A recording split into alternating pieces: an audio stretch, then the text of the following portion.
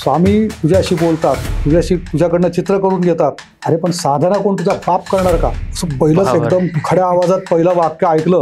पण घडणारी प्रत्येक गोष्ट ही स्वामींच्या अस्तित्वाची प्रचिती देत होती. अगदी उदाहरण द्यायचं झालं, 2 मुख्य चित्र त्यांनी सांगितली होती. एक महाराज बालरूपामध्ये जमीन दुभंगून प्रकट झाले ते चित्र, दुसरं महाराजांची अंत्ययात्रा भक्तनिवास मधल्या म्युझियम मध्ये लागल्यानंतर कित्येक दिवस ते चित्र ते लावायचीच कोणाची हिंमत होत नव्हती. की कारण ह्या चित्रामध्ये खूप कॉन्ट्रोवर्सी व्हाईल अशा चित्रात अनेक गोष्टी होत्या. महाराजांना लिंगायत पद्धतीने त्यांच्यावरती सगळे संस्कार झाले, त्यामुळे महाराजांचाच फिजिकली सोडलेला जो देह होता तो बसलेल्या स्थितीमध्ये लाकडी रथातनं त्यांना नेलं होतं. सगुण रूपातले महागणपती म्हणून स्वामी महाराज मला चित्रायचे होते. की ज्याच्यामध्ये कमळाच्या शिजेवरती पवलेले महाराज, लक्ष्मी पाय झेपती, विष्णू बाजूला हात जोडून उभे आहेत, शिवपार्वती बाजूला आहेत. फक्त त्यावेळेला काय झालं, गणपती आणि महागणपती हे सुद्धा हे कोडं काही उलगडत नव्हतं. गणपती म्हणजे काय, महागणपती म्हणजे काय. पण मी स्वामींना सांगितलं की हे चित्र मी तोपर्यंत सुरू करणार नाही जोपर्यंत मला हे उमांगमलज गणपतीचं मूळ स्वरूप काय आहे आणि गणपती महागणपती हा भेद कळत नाही, तोपर्यंत मी चित्राला सुरुवात नाही करणार. तर गल्लीच्या बाहेर आलो तर दुपारची वेळ होती, 12:30-1 वाजलेले होते.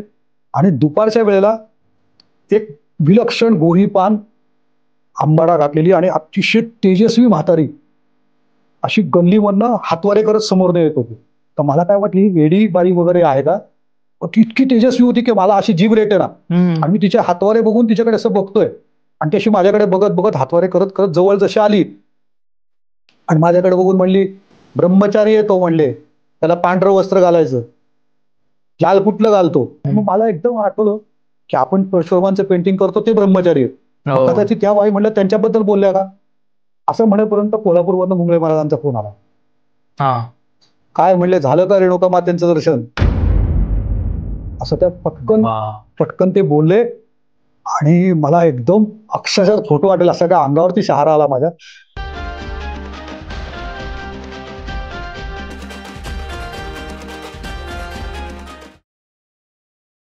कॉस्मोस्टार मीडिया प्रेझेंट स्वीट टॉक्सच्या आजच्या पॉडकास्टमध्ये तुमचं मनापासून स्वागत.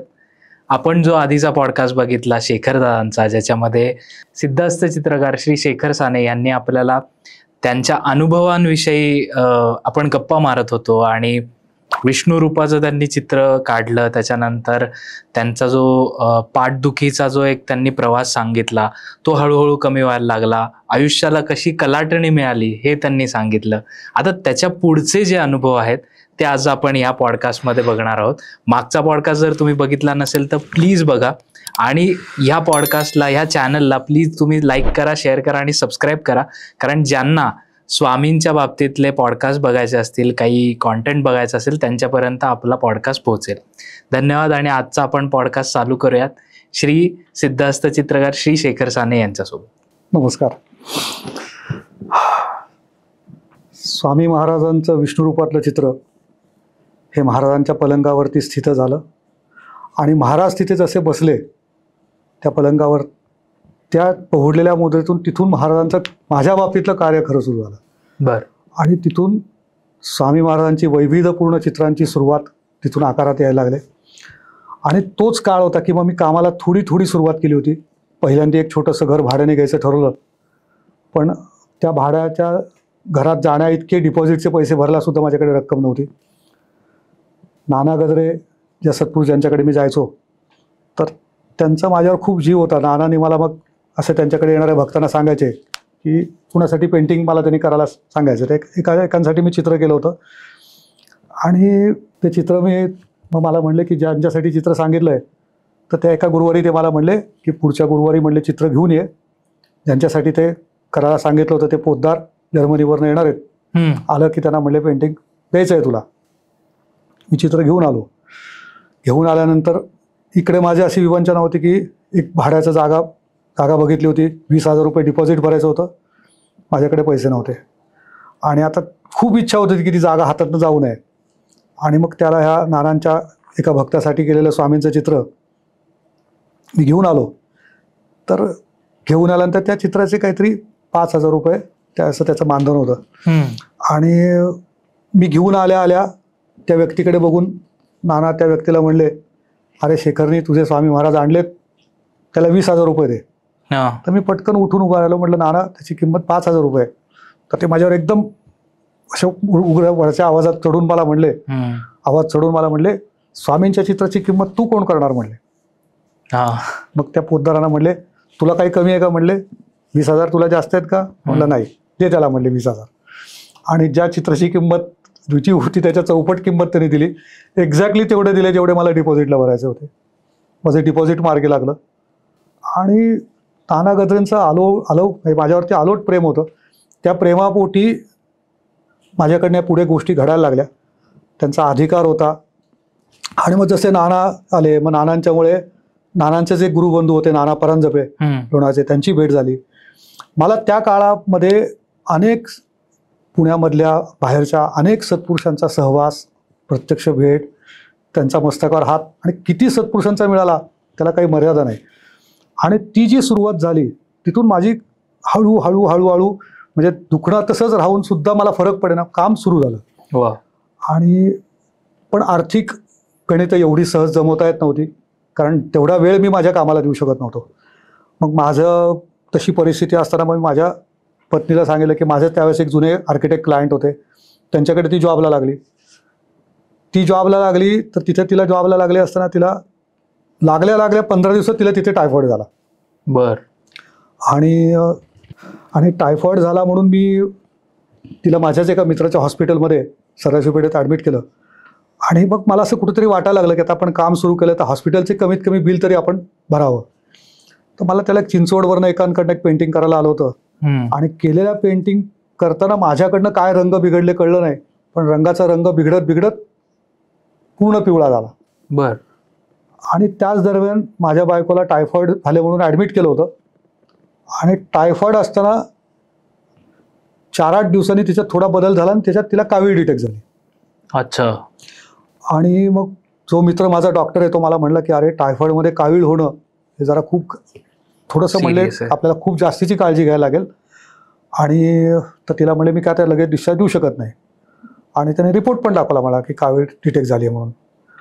आणि आता त्याच्या हॉस्पिटलचं बिल देता यावं म्हणून मी जे पेंटिंग करायला घेतलं ते इकडे माझ्याकडनं रंग चुकलं आणि संपूर्ण पिवळ्या कलर स्कीममध्ये कन्वर्ट झालं. तर ते खूप खराब दिसत होतं. मग मी एका गुरुवारी त्याच आठवड्यातल्या एका गुरुवारी नाना गजरेंच्याकडे गेलो. पायावर डोकं ठेवलं. असं डोकं ठेवल्या त्याने माझ्या पाठीत असा एक झपाटा मारला. मला म्हणले जा म्हणले स्वामींनी कावीळ काढून घेतली म्हणले. अच्छा. तर मी म्हटलं मला नाना कळलं नाही म्हणलं. मग ते मला म्हणले अरे तुझ्या बायकोला कावीळ झाली ना. हो म्हटलं पण ती आत्ताच डिटेक्ट झाली म्हणलं. ती स्वामींनी काढून घेतली म्हटलं मला नाही कळलं. अरे म्हणे तुझ्याकडचं चित्र पिवळं झालंय सगळं दिसतंय मला. हो म्हटलं पिवळं झालंय. अरे ती स्वामींनी त्यांच्या अंगावर कावीळ घेतली. बापरे. असं सांगितल्यानंतर मला एकदम म्हणजे कळे ना ते काय म्हणतात. मग मी तसंच तिथून गेलो हॉस्पिटलला. आणि आधीचे 4-5 दिवस ती पूर्ण स्किन टोन तिचा पिवळा दिसत होता. तर मग हॉस्पिटलमध्ये गेल्यानंतर मी बघितलं तर तिचा स्किन टोन नॉर्मल दिसत होता. तर कदाचित म्हटलं हे माझ्या डोळ्याचा हे असेल की आपल्याला काल पिवळी दिसत होती आज नॉर्मल दिसतंय. तर मग माझा डॉक्टर मित्र आहे त्याला मी म्हटलं पण की अरेच म्हटलं मला वाटतं की तिची कावीळ गेली आहे. तो मला म्हटलं तू वेडा आहेस का रे म्हणे, ही रक्तातली कावीळ आहे अशी 4-2-8 दिवसात जात नसते. ती आता डिटेक्ट झाली 1-2 महिन्यात त्यावरती आपल्याला लक्ष ठेवावं लागेल. तर म्हटलं अरे पण म्हटलं तिचं आता स्किन टोन नॉर्मल दिसतोय म्हटलं. आणि म्हटलं मला एका सत्पुरुषाने पण सांगितलं तिची कावीळ गेली म्हणून. तर तो मला म्हटलं तू मित्र आहेस म्हणून म्हणे मी तुला सांगतो, दुसरं कोण पण जर हे बोललं असतं तर मी त्याला इथून गेट आउट केलं असतं. बरं म्हटलं आता मी मित्र आहे तर म्हटलं एक रिपोर्ट तरी करून बघू ना म्हटलं परत. मग मी हट्टाला पेटला म्हटल्यानंतर तो मित्र असल्यामुळे त्या माझ्या डॉक्टर मित्रांनी परत रिपोर्ट केला. आणि त्या रिपोर्टमध्ये तिची कावीळ नील आली. बापरे. इट वॉज हे अनदर मिरॅकल होतं. आणि मग ते जे पिवळं झालेलं घरातलं चित्र होतं ते 5-7 दिवसानंतर जसं ड्राय व्हायला लागलं तसं त्यातलं येलो टिंट कमी झाला.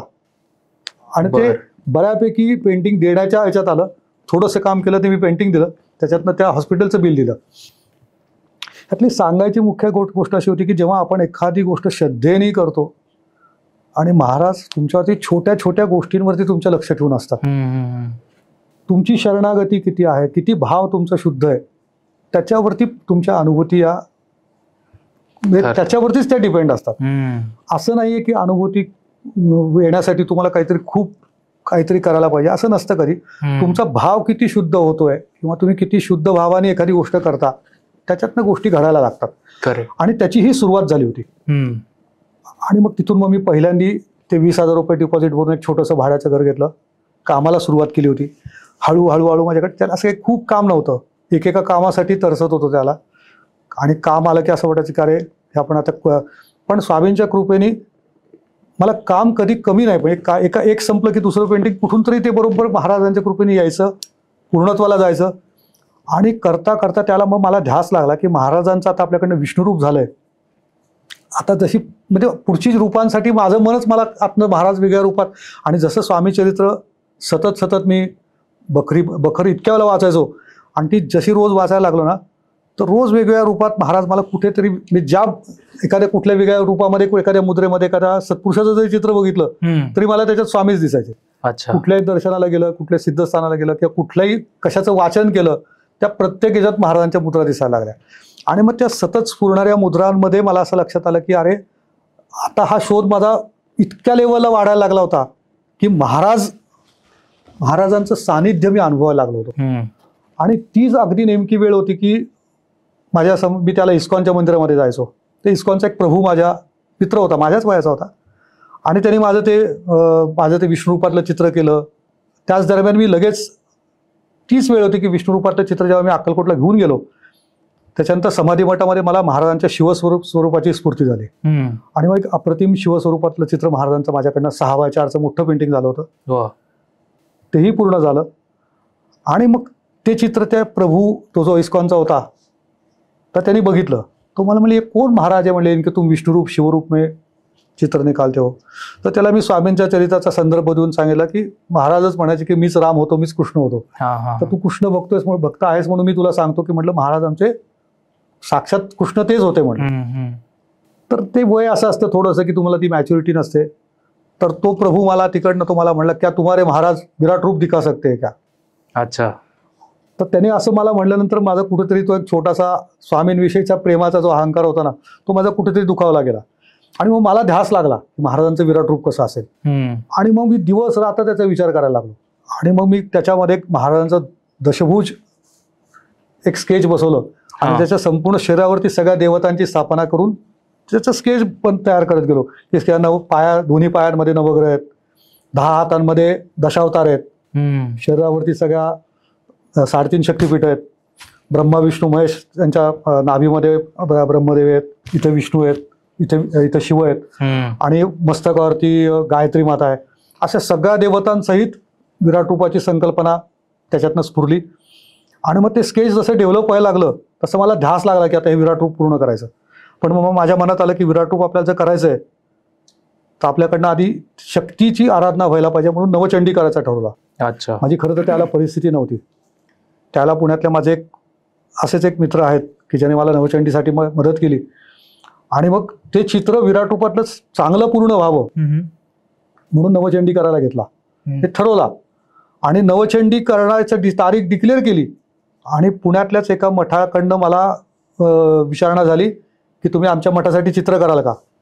म्हटलं करीन ना म्हटलं. पण म्हणे आम्हाला चित्र नेहमीच्या स्वामींचं नको आहे, आम्हाला स्वामी कृष्णरूपात करून पाहिजे. अच्छा. तर मला हे इतकं आश्चर्य वाटलं. माझ्या मनात आलं की इकडे विराट रूप करायचं नुसतं मी ठरवलंय तर महाराजांचं विष्णुरूपात डायरेक्ट आधी केलं होतं ते महाराज म्हणतात आता माझं कृष्णरूप आधी साकार मग मी विराट रूप दाखवीन. आणि मग एक विलक्षण कृष्णरूपातलं चित्र माझ्याकडनं त्याला पूर्णत्वाला आलं. ते चित्र माझं अगदी शेवटच्या टप्प्यात आलं तेव्हा ज्या मुकुंदराव हनुमंते काकांनी फडणीस सरांना वेगळ्या पद्धतीने मार्गदर्शन केलं होतं त्यांनीच मला माझ्या त्या श्रीकृष्ण रूपातल्या चित्रात श्रीयंत्र कसं आलंय ते मला अमेरिकेतनं फोनवरती सांगितलं. आणि तेव्हा मी पण चकित झालो की माझ्या चित्रात जी गोष्ट माझ्या हातनं काढली गेली चितारली गेली आहे त्याच्यात श्रीयंत्र काढायचं वगैरे माझा असं काही हे नव्हता. पण ते सिम्बॉलिकली कसं आलंय हे त्यांनी मला एक्सप्लेन केलं की उलटा त्रिकोण शक्ती स्वरूप आहे, उभा त्रिकोण शिवस्वरूप आहे आणि त्या काढलेल्या मुद्रेमध्ये ते कशा पद्धतीने आलंय आणि श्रीयंत्र एक्सप्लेन केलं. मग ते मला म्हणले की महाराजांनी तुझ्याकडनं कृष्णरूप श्रीयंत्रासहित काढून घेतलंय आणि ह्याच्यानंतर तुझ्याकडनं खूप अशक्यप्राय कामांची सुरुवात इथून होणार आहे. आणि मग ते कृष्णरूपातलं चित्र माझं त्या अपोलो टॉकीच्या समोरच्या मठात लागलं आणि तिथून लगेचच आलो आणि विराट रूपाच्या चित्राची सुरुवात केली.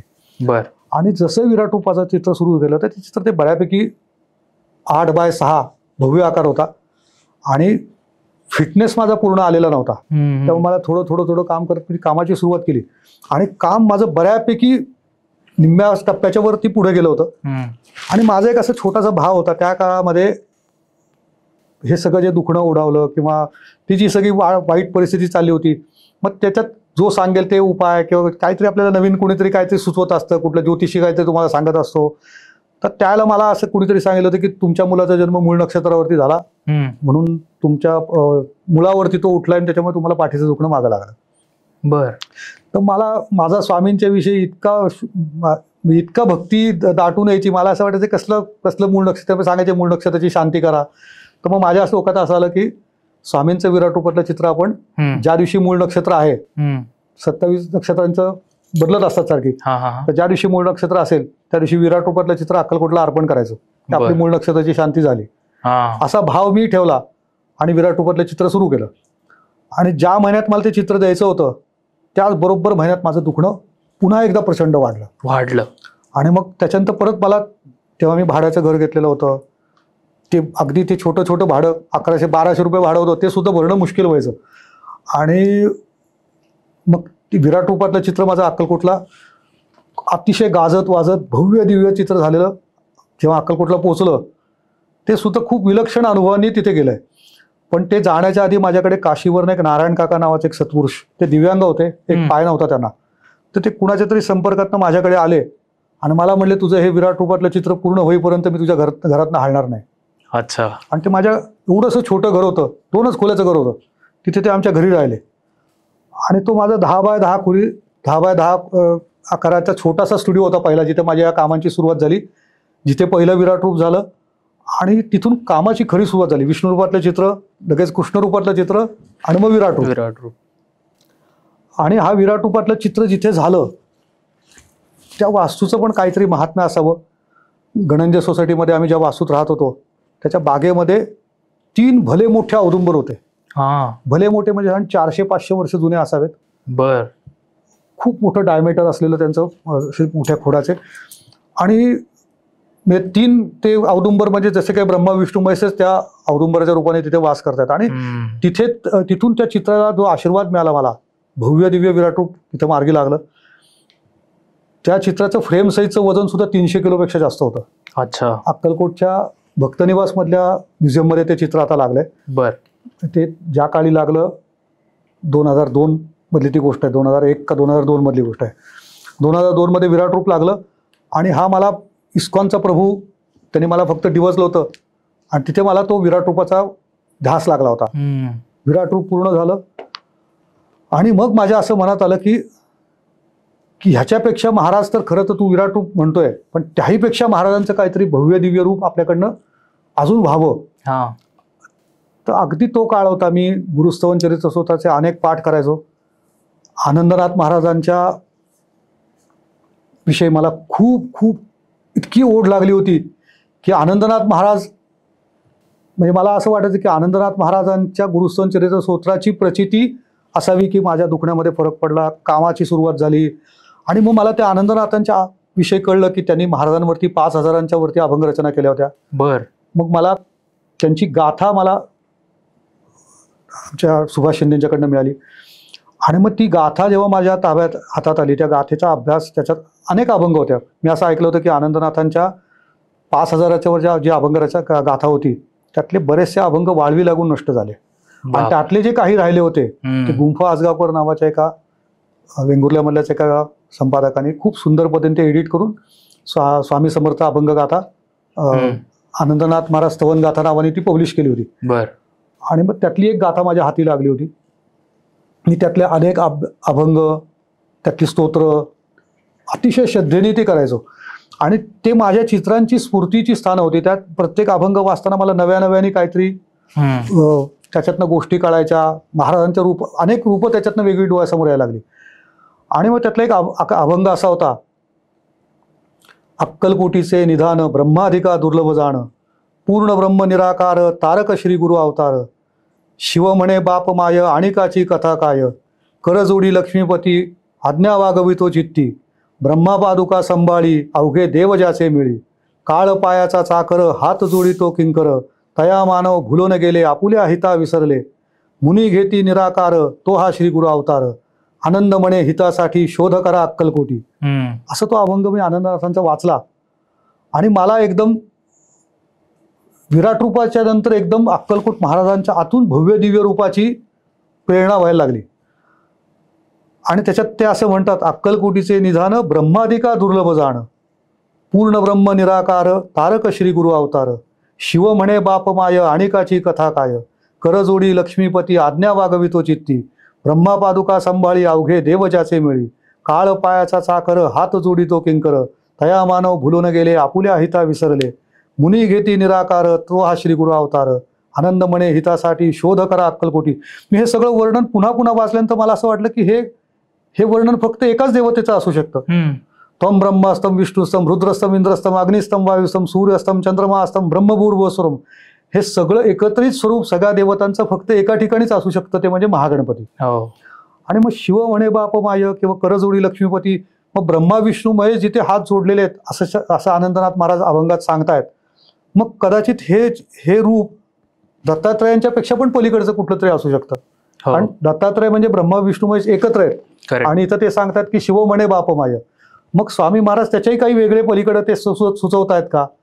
मग तिच्यात मला असं वाटायला लागलं की मग महाराजांचं महागणपती रूप आपल्याकडनं चित्र व्हायला पाहिजे. मग त्या महागणेश रूप स्वामींच्या चित्राची संकल्पना तिथे माझ्या मनात कुठेतरी स्फुरायला लागली आणि मग मी त्या दरबार चित्राचं स्केच हळूहळू रेखाटायला सुरुवात केली. आणि त्या चित्राची पूर्णत्वाची गेलेलं ते चित्र जे आहे ते माझं अक्कलकोटला महाशिवरात्रीला ते स्केच पूर्ण झालं. तोच काळ होता की मी अक्कलकोटला जसं जायला लागलो तशा त्या बेड रिटर्न कंडिशनमधनं उठून मी जेव्हा कामाची सुरुवात केली होती, हे वेडेपणा माझ्यात करायची पहिल्यापासूनच अशी होती. तिथे मी अक्कलकोटच्या समाधीला महाशिवरात्रीला 1000 प्रदक्षिणा सुरू केल्या. तिथपासून मी दरवर्षी दर महाशिवरात्रीला अक्कलकोटला 1000 प्रदक्षिणा करायचो. फक्त त्या काळात कसं होतं की प्रदक्षिणा करायला तेवढी गर्दी नसायची. आज अक्कलकोटच्या समाधी मठाला 11 प्रदक्षिणा करणं सुद्धा खूप कठीण झालंय. खरंय. आणि त्यावेळेला मी ज्या प्रदक्षिणा ज्या केल्यात त्या पहाटे 3-3:30ला सुरू करायच्या आणि दुपारी 1:30-2ला संपायच्या.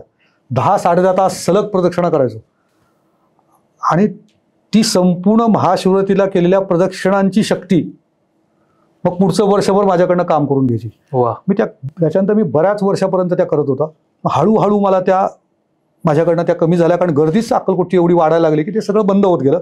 मग मी त्या प्रदक्षिणानंतर पुढे आनंदनाथांच्या वेंगुर्ल्याच्या समाधी मठाला चालू केल्या. अच्छा.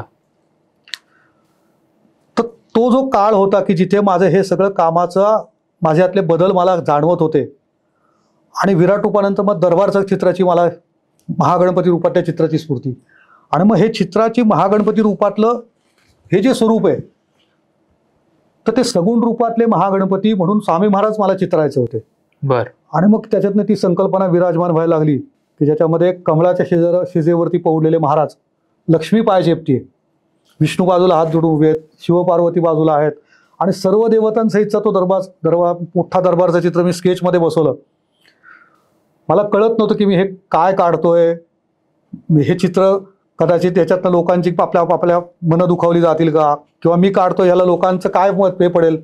मी त्याच्या सगळ्याच्या पलीकडे गेलो. मी म्हटलं की हे गुरुतत्व आहे. गुरुतत्वात जेव्हा आनंदनाथ एवढ्या परावाणीचा आधार घेऊन जेव्हा एवढ्या वरच्या पद्धतीने अभंगामध्ये या गोष्टीचं वर्णन करतायत तर आपल्याकडनं ते चित्रातनं उतरत आहे. काय आपण प्रयत्न करायला काही हरकत नाही. फक्त त्यावेळेला काय झालं की गणपती आणि महागणपती हे सुद्धा हे कोडं काही उलगडत नव्हतं. गणपती म्हणजे काय, महागणपती म्हणजे काय. आणि उमांगमलज गणपती जो आहे ज्याला पुराणामध्ये वर्णन केलं की पार्वतीच्या मळापासून तयार झालेला गणपती, ज्याचं आपण वर्णन वाचलं असेल की त्या गणपतीचं तो जिवंत हे करून त्यांनी मग पार्वती मातेने त्याला स्वतःच्या स्नानाच्या तिथे त्याला जिवंत रूपात करून ठेवला. मग त्याचं शिवाशी युद्ध झालं आणि भगवान शिवाने त्या युद्धामध्ये त्याचं मस्तक उडवलं आणि मग त्याला हत्तीचं मस्तक लावलं. ही सगळी जी कथा वाचलेली जी आपण सगळीकडे ऐकतो, मला ह्याच्यातलं काही गूढ तत्वज्ञान काही कळत नव्हतं. आणि मग मी ते महागणपती रूपातलं जे केलेलं स्केच होतं त्याचा मोठा कॅनव्हास डिसाईड केला. 8x6 मोठं आडवं पेंटिंग लावलं. पण मी स्वामींना सांगितलं की हे चित्र मी तोपर्यंत सुरू करणार नाही जोपर्यंत मला हे उमांगमलज गणपतीचं मूळ स्वरूप काय आहे आणि गणपती महागणपती हा भेद कळत नाही तोपर्यंत मी चित्राला सुरुवात नाही करणार. आणि मग ते नुसतं चित्र स्केच करून ठेवलं होतं आणि मी थांबून राहिलो. म्हटलं नेमकी कधीतरी महाराजांच्या त्याच्याकडनं आपल्याला त्याचा आदेश मिळेल आणि आपल्या कामाची सुरुवात होईल. आता इथे माझ्या डोक्यात खूप गोष्टी चालू होत्या आणि बरोबर त्यावेळेला काही घटना अशा असतात की आपल्याला त्या अनाकलनीय घटनांचा मागोवा काही काळानंतर किंवा काही महिन्यानंतर काही वर्षानंतर ह्या गोष्टी का घडल्या होत्या त्या गोष्टीचे आपल्याला नंतर कुठेतरी मागोवे कळायला लागतात किंवा सिक्रेट्स कळायला लागतात. बरोबर. तसं शौनक 3 वर्षाचा असताना मी जेव्हा या जागेत राहायला यायचो होतो तसं मी एकदा पालखीसाठी म्हणून त्या रानडे बालक मंदिरात गेलो होतो. तो छोटा होता, 2.5-3 वर्षाचा होता आणि त्यावेळेला अक्कलकोटच्या स्वामींच्या पालखीबरोबर पुण्यामध्ये हत्ती यायचा स्वामींच्या पालखीचा. तो हत्ती तिथे बांधलेला होता आणि त्यावेळेला नुकताच माझ्या अमेरिकेतल्या मेहुण्याने मला एक कॅमेरा दिला होता ऑलिम्पसचा आणि त्याने सांगितलं होतं की तू तुझ्या कामासाठी हा वापर. आणि तो कॅमेरा माझ्याजवळ होता आणि त्यावेळेला तुला आठवत असेल की पूर्वी रोलचे कॅमेरे होते, तर रोल टाकून तो तुम्हाला शूट करता यायचा. तर तो रोलच्या कॅमेराने तर त्याला मी घेऊन गेलो होतो स्वामींच्या पालखीच्या दर्शनाला. जाताना कॅमेरा बरोबर नेला होता आणि तर तिथे हत्ती दिसल्यानंतर मला असं वाटलं की त्या हत्तीबरोबर मुलाचे फोटो, माझा मुलगा त्याला 2.5-3 वर्षाचा होता, म्हटलं त्याला त्याच्यावर त्याचे फोटो काढू म्हणून मी त्याला हत्तीच्या पुढे उभा केला आणि माझ्या बायकोला म्हटलं की हत्तीसाठी काहीतरी बाहेरनं केळी वगैरे काहीतरी घेऊन ये. मग ती बाहेर गेली आणि मी त्याला हत्तीच्या पुढे उभा केला होता आणि त्याचा फोटो काढण्यासाठी कॅमेरा सेट केला आणि तो हत्ती जिथे बांधला आहे त्याच्या अगदी तो पुढे उभा राहिला आणि मी फोटो काढायला कॅमेरा हातात घेतला आणि माझ्या डोळ्याचं पातं लवायच्या आत त्या हत्तीने अशी सोंड पुढे केली आणि माझ्या मुलाला शौनकला असा पोटातनं उचलला आणि डायरेक्ट वरती गेला.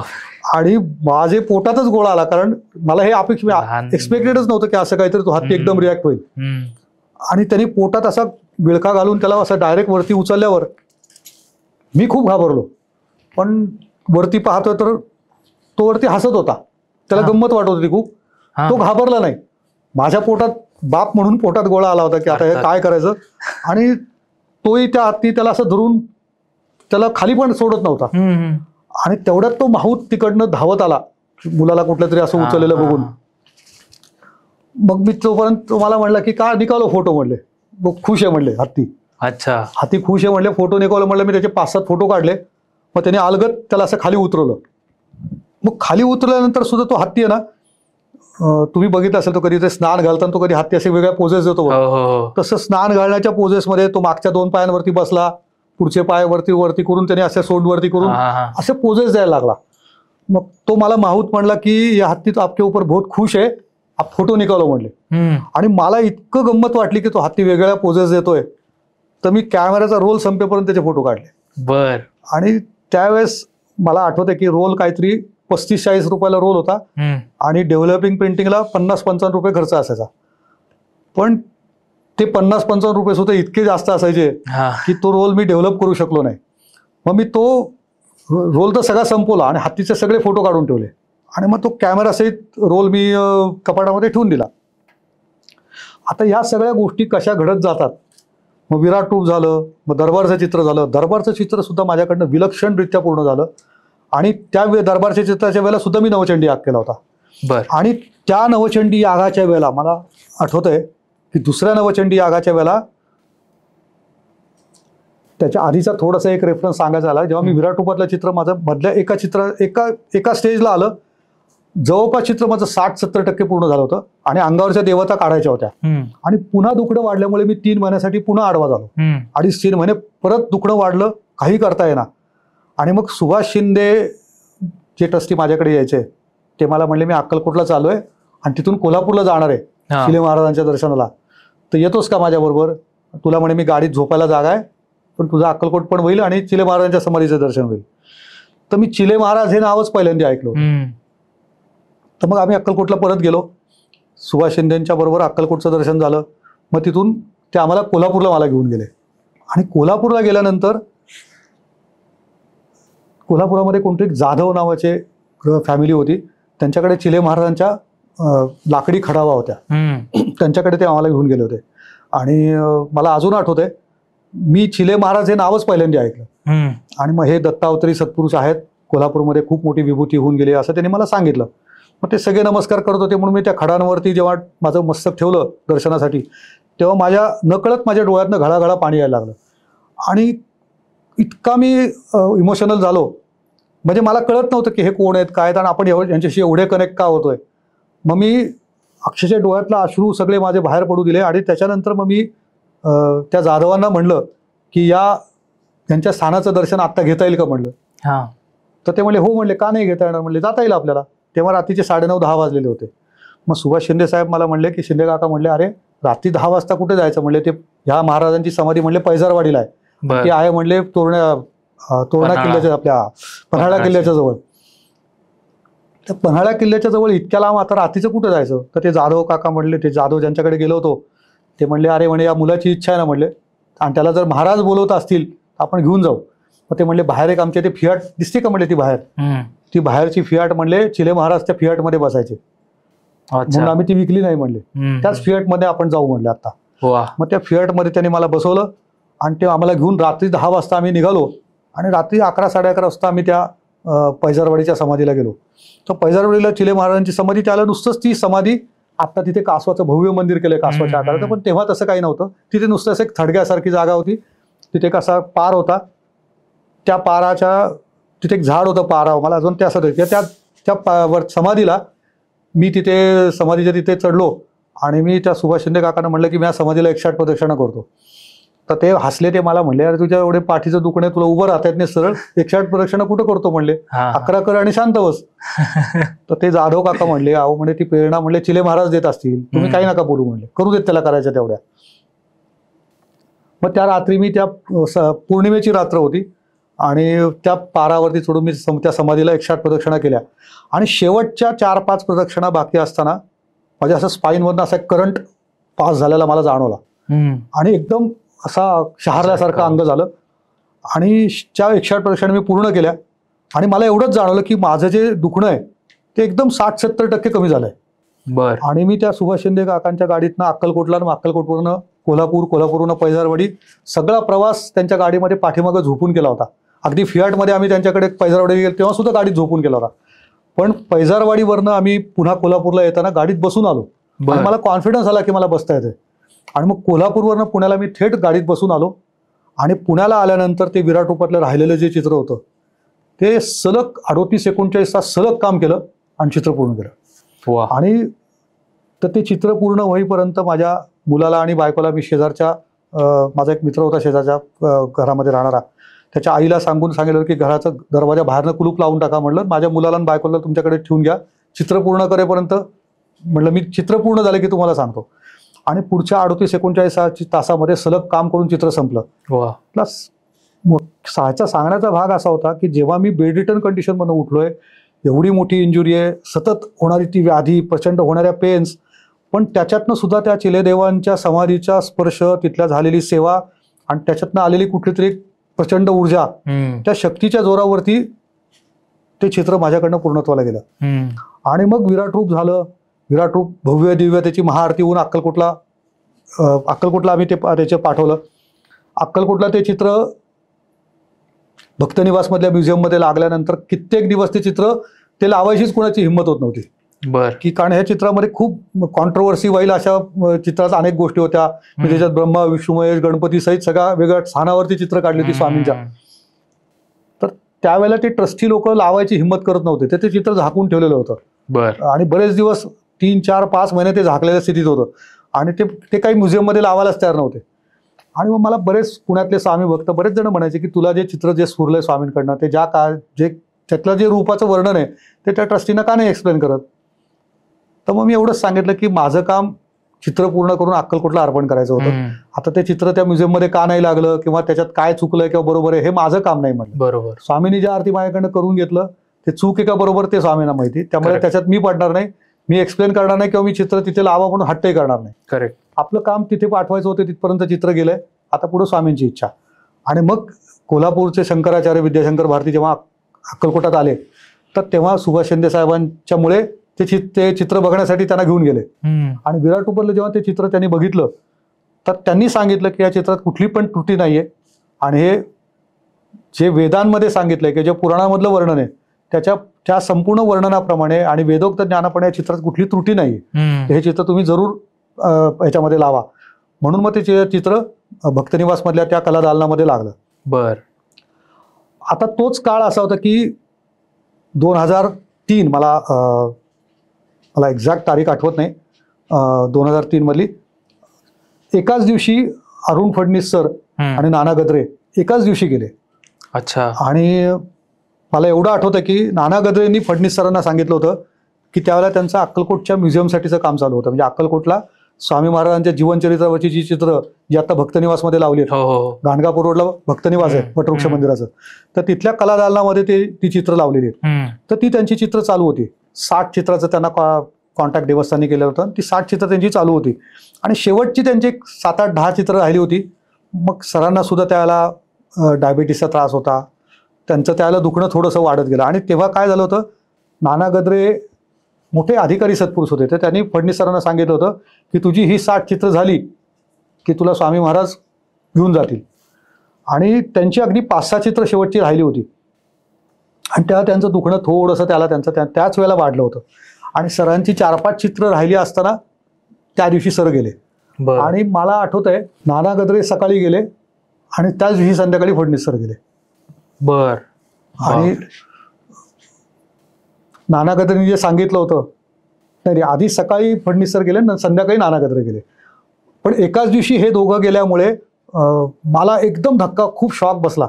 कारण माझ्यासाठी नाना गद्रे एक मोठे स्वामींच्या कृपा क्षेत्रातले खूप मोठे सिद्धपुरुष आणि अरुण फडणीस सर ज्यांना मी मनोभावे गुरुस्थानी मानून त्यांनी केलेल्या चित्रांना त्या चित्रांना मी माझा एक आदर्श मानून कामाला सुरुवात केली होती. त्यामुळे सरांचं जाणं आणि नाना गद्रेंचं जाणं, या 2 विभूतींचं जाणं माझ्यासाठी खूप धक्का देणारं होतं. आणि सरांची म्युझियमची 4-5 चित्र त्याला मागं राहिली. आणि मग त्याला सुभाष शिंदे काकांच्यामुळे वटवृक्ष देवस्थानचे ट्रस्टी सुद्धा माझ्यावरती खूप प्रेम करायला लागले होते. मग त्या सगळ्या ट्रस्टींनी सांगितलं की आम्ही तुमच्याकडे, सुभाष शिंदे काका पण म्हणले की अरुण फडणीस सरांचा उत्तराधिकारी म्हणून आम्ही तुला पाहतोय. तर ही राहिलेली म्युझियमची जी 4 चित्र आहेत ती आता तू पूर्ण कर म्हणले. तर त्या 3-4 चित्रांसाठी जेव्हा त्यांनी मला विचारलं तर म्हणलं माझा तो तेवढा अनुभव नव्हता, मी तेवढा परिपक्व नव्हतो, माझा तैलचित्रांचा तेवढा अनुभव नव्हता आणि हे तर म्युझियमसाठीची चित्र होती. फक्त ते काय म्हणले की आम्हाला पुढच्या महिन्यात म्युझियमचं ओपनिंग करायचं आहे, आजपासून 3 आठवड्यांनी. ही आम्हाला 3 आठवड्यात सगळी चित्र म्हणले पूर्ण करून पाहिजे. मग ते म्हणले विषय पण तूच सिलेक्ट कर म्हणले, काय तुला पाहिजे. पण ती चित्र, त्याच्यात 2 मुख्य चित्र त्यांनी सांगितली होती. एक महाराज बालरूपामध्ये जमीन दुभंगून प्रकट झाले ते चित्र, दुसरं महाराजांची अंत्ययात्रा, समाधीनंतरची जी महाराजांची जी महासमाधीची जी यात्रा अक्कलकोट राजांच्या याच्या सरंजामात जी पहिल्यांदी समाधीची पूर्ण महायात्रा तिथून निघाली, तर त्याचं चित्र करायला सांगितलं होतं. हे फार अवघड चित्र होतं आणि फडणीस सरांच्या सगळ्या चित्राचे साईज होते 2.5x3. अच्छा. पण एवढ्या छोट्याशा आकाराच्या चित्रामध्ये महाराजांच्या अंत्ययात्रेचं चित्र काढायचं. बरं, ते बकरीमधलं जर वर्णन वाचलं तर असं त्याच्यात वर्णनातच लिहिलंय की सरस्वतीची लेखणी सुद्धा कमी पडेल, असं ते अलौकिक सोहळा होता त्या महासमाधीच्या. आणि त्या वर्णनात असं लिहिलं होतं की महाराजांना लिंगायत पद्धतीने त्यांच्यावरती सगळे संस्कार झाले. त्यामुळे महाराजांचाच फिजिकली सोडलेला जो देह होता तो बसलेल्या स्थितीमध्ये लाकडी रथातनं त्यांना नेलं होतं आणि तो लाकडी रथ लोकांनी तो ओढत तो नेला आणि त्याला त्या केळीच्या पानांनी तो साकारला होता. महाराजांची संपूर्ण फिजिकल बॉडी फुलांनी सजवलेली होती आणि हत्ती त्याच्यावरती फुलं हे करत होते. आणि हे सगळं वर्णन त्या बकरीमधल्या महासमाधीच्या महाराजांच्या अंत्ययात्रेचं वर्णन आहे. आणि त्या महासमाधीचं वर्णन वाचतानाच मी इतका इमोशनल व्हायचो. आणि जेव्हा मला ते चित्र करायला म्हणून आलं तर मला लक्षात आलं हे आपल्या आवाक्यातलंच काम नाहीये. आणि हे कसं करायचं म्हणलं. बरं, पहिली गोष्ट, आपण साधारण सामान्य माणसांना अंत्ययात्रा म्हणलं की ज्या टिपिकल रस्त्यावरनं जाणाऱ्या असतात त्या माहीत होत्या. पण आता त्याच्यात लिंगायत पद्धतीने ही अंत्ययात्रा आहे, ही आपण आता कशी काढणार म्हणलं. आणि वेळ दिला होता फक्त 3 आठवडे. आणि ते म्हणले 3 आठवड्यानंतर आपण म्हणले म्युझियमच्या दिवशी ओपनिंगची तारीख ठरवली, ही तिन्ही चित्र म्हणले तुमच्याकडनं व्हायला पाहिजे, तिसरं चित्र तुम्ही ठरवा म्हणले. तर तिसऱ्या चित्रामध्ये मी आनंदनाथ महाराजांना स्वामींनी मुखातनं पादुका काढून दिल्या. तर ते वर्णन मी वाचत होतं, ते म्हटलं त्या चित्राचं एक आपण चित्र करू. म्हणून मी ते चित्र स्केचही करून ठेवलं होतं. मला त्या देवस्थानकडनं त्याला परमिशन पण मिळाली. फक्त आता प्रयत्न होता की 3 आठवड्यामध्ये ही चित्र पूर्ण कशी होणार. तर पहिलं बालरूपात स्वामी प्रकट झाले ते चित्र मी करायला घेतलं आणि वर्णन करता करता करता ते सगळं सकाळी 8च्या सुमाराला ती बालमूर्ती झरणी दुभंगून प्रकट झाली. मग तो रामसिंग नावाचा छोटा मुलगा गोट्या खेळण्यासाठी त्याला तो सवंगडी शोधत असतो आणि मग खूप असा तो हट्ट करतो की माझ्यावर खेळायला कुणीच नाही. आणि तेव्हा महाराज बालरूपातनं झरणी दुभंगून प्रकट होतात आणि ते रामसिंगाला म्हणतात चल मी तुझ्याबरोबर खेळायला आलो. मग ते दोघं एकमेकांबरोबर त्या गोट्या खेळतात. आता हा ब्रह्मांड नायक बालरूपात प्रकट झालाय आणि तो पृथ्वीवासियांसाठी धरणीतून प्रकट झालेला आहे. आणि हे गुरुतत्व स्वामी महाराज साक्षात दत्तात्रय बालरूपात तिथून प्रकट झाले हे वर्णन त्या अनेक स्वामी चरित्रकारांच्या अनेक ठिकाणी वर्णनामध्ये आलंय. म्हणजे भागवतांच्या चरित्रात आहे, स्वामीसुतांच्या अभंगात आहे, आनंदनाथांच्या अभंगात आहे. तर मला असं आता एवढं मोठं चित्र करायला आलंय तर हा शुभशकून आहे म्हटलं आपल्यासाठी. आणि असं मी त्याचा विचार करतोय. आणि माझं घर ग्राउंड फ्लोअरला छोटंसं घर होतं. बाहेर बागेत जाणारा एक दरवाजा, उघडणारा दरवाजा होता त्या खोलीला आणि बाहेर मोठे मोठे 3 भव्य औदुंबर होते. तर माझ्या घरातल्या ज्या चित्रावरती मी स्वामींचं चित्र करायला घेतलं होतं त्या चित्रावरती भारद्वाज पक्षी घरात येऊन बसला. अच्छा. आणि मला ते गोष्टीचं आश्चर्य काय असं का हा जनरली भारद्वाज पक्षी हा मांसभक्षी आहे. म्हणजे हा काही डायरेक्ट एखादे छोटे पक्षी किंवा अशा थोडासा काय म्हणत आपण थोडासा वाईल्ड आहे तो पक्षी थोडा. पण भारद्वाज हा दिसणं शुभशकून मानतात. तो पक्षी माझ्या स्टुडिओमध्ये येऊन म्हणजे माझ्या घरातल्या माझ्या इजलवरती येऊन बसला ज्याच्यावर मी कॅनव्हास ठेवला होता. आणि मग माझ्या असं मनात आलं की हा कसा कदाचित पृथ्वीवासियांसाठी शुभशकून आहे असं स्वामी सुचवत आहेत. म्हणून मी त्या चित्रामध्ये भारद्वाज काढला की महाराज बालरूपात धरणीत उभंगून प्रकट होत आहेत आणि अप्रतिम चित्र पूर्ण झालं. मग समाधीचं चित्र करायला घेतलं पण त्याच्या वर्णनाच्या पलीकडे मी जाऊच शकत नव्हतो. कारण हे कसं काढू म्हटलं, कारण ही लिंगायत लोकांची अंत्ययात्रा मी कधी बघितली नव्हती. आणि त्यावेळेला माझ्या एका जवळचा मित्राचा भाऊ तो आजारी होता आणि तो त्यावेळेला गेला. आणि शिवापूर, खेड शिवापूर म्हणून जो भाग आहे तो सगळ्या लिंगायत लोकांचा भाग आहे. आणि हा माझा मित्र तिथला. तर त्याच्या सख्ख्या भावाच्या अंत्ययात्रेसाठी मला शिवापूरला जायला लागलं. आणि शिवापूरला मी ती सगळी लिंगायत लोकांची अंत्ययात्रा तिथे ती अटेंड केली. आणि त्याच्यात मला ते सगळं बघायला मिळालं की ही कशा पद्धतीची अंत्ययात्रा असते, कसं ते नेतात. आणि एक्झॅम मला लक्षात आलं की अरे हेच तर सगळं आपल्याला स्वामींच्या त्याच्यात दाखवायचंय. फक्त त्या स्वामींच्या चित्रामध्ये तिथली अवतारी सत्पुरुषाची अंत्ययात्रा आहे. मग ते सगळं इमॅजिनरी वर्णन जे त्या पुस्तकात किंवा अनेक ठिकाणी चरित्रांमध्ये आलंय मग त्याच्यावरनं मी स्केचेस करत करत गेलो. आणि एवढ्या छोट्याशा 2.5x3 आकारामध्ये अलौकिक चित्र त्या काळात माझ्याकडनं साकारलं गेलं. खरं म्हणशील तर 2002-2003 हा काही काळ असा नव्हता की माझ्याकडनं खूप चित्र झाली आहेत. मला काही अनुभव फार होता. पण ही महाराजांची कृपा होती की अलौकिक चित्र माझ्याकडनं त्यावेळेला झालं. आणि 2.5-3 आकाराच्या एवढ्या छोट्याशा चित्रामध्ये त्याच्यात शेकडो हजारो लोक असल्याचा फील त्या चित्रात आलाय. आणि मग तिथे जेव्हा चित्र तिथे त्या म्युझियममध्ये जेव्हा सगळी लागली तर त्याच्यात पहिलं माझं हे विराट रूपातलं चित्र, दरबारचं चित्र, ही सगळी चित्र माझी तिथे लागली.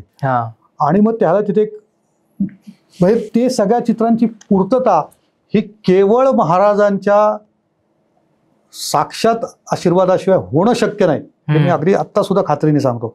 कारण मी त्या काळात ज्या काय गोष्टी अनुभवत गेलो ना, घडणारी प्रत्येक गोष्ट ही स्वामींच्या अस्तित्वाची प्रचिती देत होती.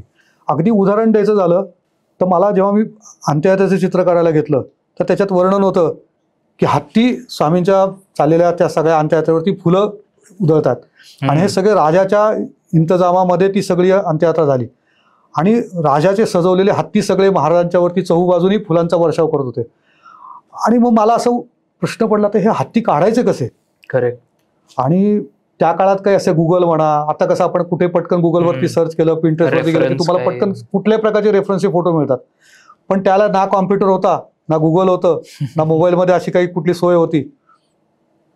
आणि मग मी थोडं आता पेचात पडलो की हत्ती कसा काढायचा. कारण अगदी आता जसं सहज पद्धतीने हत्तीचं चित्र तुम्हाला कुठे रेफरन्स मिळतं तसं 2002-03 मध्ये काही नव्हतं या अवेलेबल. आणि असं म्हणेपर्यंत माझ्या एकदम पटकन डोक्यात आलं, अरे म्हटलं आपण मागच्या 6 महिन्यापूर्वीच शौनकचा फोटो काढले होते, अक्कलकोटच्या पालखीच्या हत्तीने दिलेल्या पोजेस होत्या. हा हा आणि त्या बरोबर अशा पोजेस दिल्या होत्या की ज्याच्यातनं हत्ती फुलं टाकतोय, अशाच पोजेस होत्या. करेक्ट.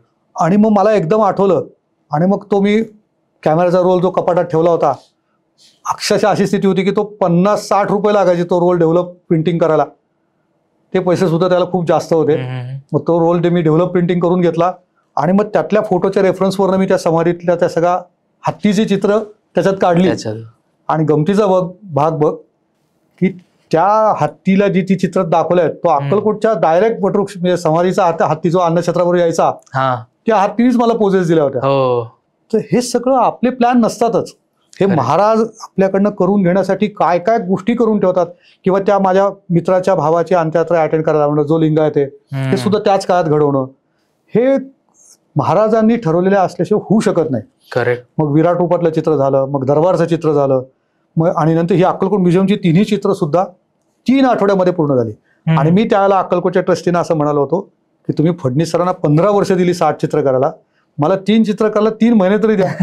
तर ते म्हणले नाही, म्हणले आपली तारीख ठरली आहे आणि त्या तारखेलाच म्हणले ते आपल्याला करायचंय.